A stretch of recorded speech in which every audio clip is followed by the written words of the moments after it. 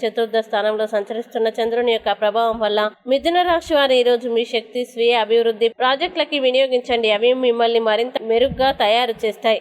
అలాగే ఈరోజు ఆర్థిక పరిస్థితుల్లో మెరుగుదల. మీరు బహుకాలంగా చెల్లించని బకాయిలు, బిల్లులు చెల్లింపు చేయడానికి వీలు కల్పిస్తుంది. ఈ రోజు మీ జీవిత భాగస్వామితో మిమ్మల్ని చక్కగా అర్థం చేసుకోవడం, మెరుగ్గా ఉండడంతో ఇంట్లో మరింత ప్రశాంతత, అభివృద్ధి కానవస్తుంది. ముఖ్యంగా మీరు ప్రతిరోజు ప్రేమలో పడ్డం అనే స్వభావాన్ని మార్చుకోండి.